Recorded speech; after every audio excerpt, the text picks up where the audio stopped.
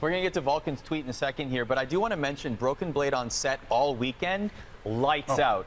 Incredible. And we saw glimpses of that in week 2 against Evil Geniuses, where he went 6-1-10 on set. He's even good against set. His Orin on set was incredible as well. But he went 4-2-11 against C9, 2-2-8 against FlyQuest. But after the matchup, here's Vulcan. Lose is improved. Finally, we can get better. Here's the thing, Emily. I think one thing that we really should mention here about C9, and I think the tweet references this a little bit, is that when you get on a big win streak like that, oftentimes that might start to consume your thoughts, even if you're on that team. And people will continue to talk about it like we have on Rift Rewind. And then once it gets broken, it feels like a weight is off your shoulders. Because at the end of the day, C9 is still at the top of the tables. They're still going to make playoffs and probably clinch a playoff spot very, very soon.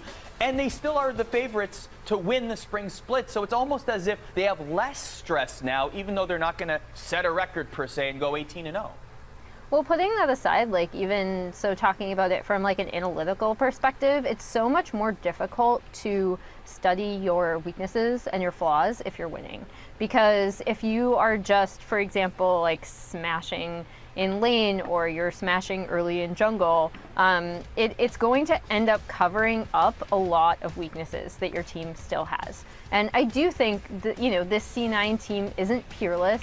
They do make mistakes. And what is separating them from maybe going toe-to-toe with like a G2 or Fnatic or Origin, as we just talked about, in my opinion, is some of these little things that they can hopefully go back and really work on as a team. I think TSM, this is a trap because every week I'm like, yeah, TSM, like they're finally figuring it out. I love this TSM. Like I want to see the platonic ideal of TSM playing around top with, their bot lane kind of just soaking pressure until they're ready to play, and then they're going to 5v5 and it's going to be great.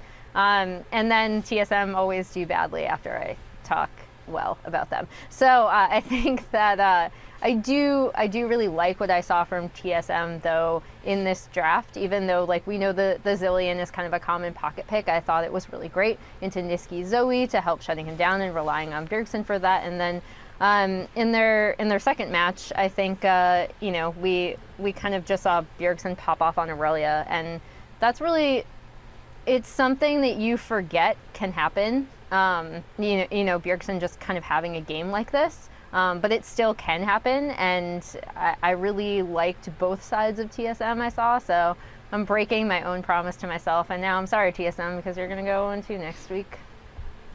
So I have 2 really small points to make about this, right? And I'll make the first one about C9 since they are the one behind us. So Cloud9, I agree. I think that when we've looked at teams and North American teams in the past, there is a little bit of complacency that comes with being so successful, whether that be Immortals teams of the past, Team Liquid teams of the past, even TSMs in the past. So I think that this is something that is, to Vulcan's point in that tweet, really important for them to grow as a team. This is a step that they need to figure out why they lost to TSM and really analyze it and move forward about how they would compete otherwise. Because we've seen teams be very successful in North America, have great records in North America, be such a cut above everyone else in the league, and then go to international stages and just get crushed. I'm not so sold on C9 being able to compete if they make it to MSI, or if there is an MSI, if that's the case. I'm not so sold that they would be able to hold their own against particularly the LPL and the LEC teams. But I think that overall, if looking at this, that this is the start. So I think that them losing is a big deal, and I think that Vulcan has the right mentality there on improving. The other part about TSM, though, is that they needed this confidence boost, probably more than anyone, right?